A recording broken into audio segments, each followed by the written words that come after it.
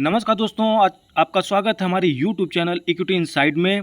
दोस्तों, आज हम बात करेंगे उस बड़ी खबर की जिसने पिछले कुछ दिनों से शेयर मार्केट और ख़ास तौर से आईटी सेक्टर को हिला कर रख दिया है।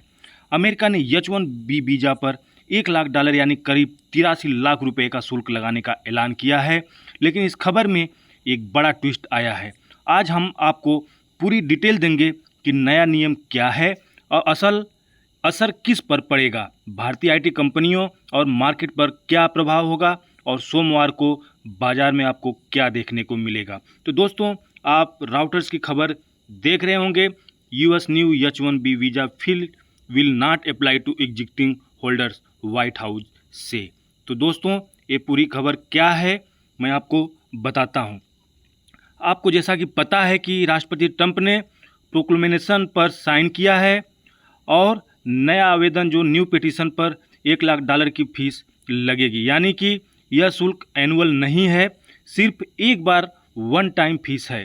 जो लोग पहले H-1B वीज़ा पर या रिन्यूअल पर करा रहे हैं उन पर यह शुल्क लागू नहीं होगा। आदेश यह 21 सितंबर 2025 से लागू हो जाएगा और शुरुआत में यह खबर फैली कि यह फीस हर साल लगेगी।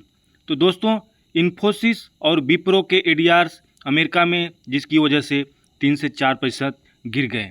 निवेशकों और ट्रेडर्स को लगा कि कंपनियों को जो खर्च है वो हर साल अरबों रुपए बढ़ जाएगा। इसी डर से शुक्रवार को ग्लोबल मार्केट में आईटी सेक्टर में दबाव देखने की उम्मीद लग रही थी। अब व्हाइट हाउस और मीडिया रिपोर्ट से क्लियर है कि एक बार का शुल्क है, एग्जिस्टिंग वीज़ा धारक और रिन्यूअल प्रभावित नहीं होंगे। री एंट्री पर भी यह शुल्क लागू नहीं होगा और यानी कंपनियों पर बोझ उतना भारी नहीं जितना पहले सोचा गया था। अब असर सिर्फ नए एप्लीकेंट्स पर तक सीमित रहेगी।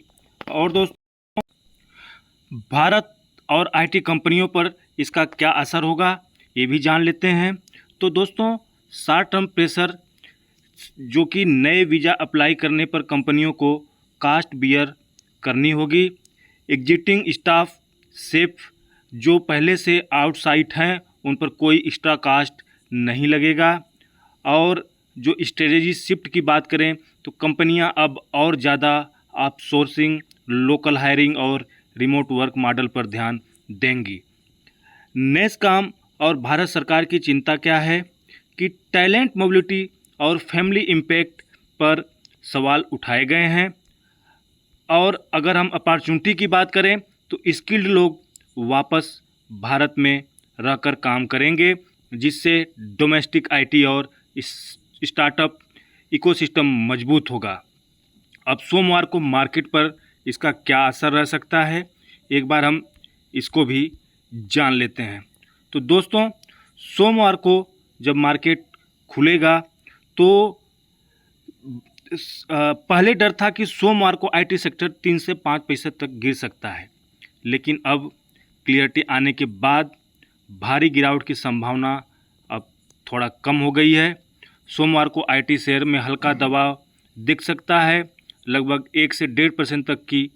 अगर ग्लोबल सेंटीमेंट ठीक रहा तो सेक्टर फ्लैट या हल्का पॉजिटिव भी रह सकता है, लेकिन संभावना यही है कि शुरुआत में 1 से 1.5% तक आईटी सेक्टर में गिरावट आ सकती है।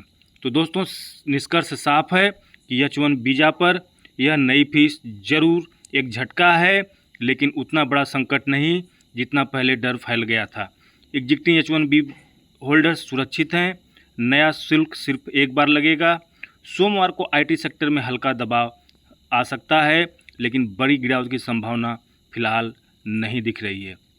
तो अगर आप लॉन्ग टर्म इन्वेस्टर हैं तो घबराने की कोई ज़रूरत नहीं है। यह समय है सही जानकारी के आधार पर निर्णय लेना, न कि अफवाहों पर। अगर आपको यह वीडियो पसंद आया हो तो लाइक और शेयर करें और चैनल को सब्सक्राइब करना ना भूलें। हम आपको ऐसे ही लेटेस्ट मार्केट अपडेट्स और इन डेप्थ एनालिसिस देते रहेंगे। धन्यवाद।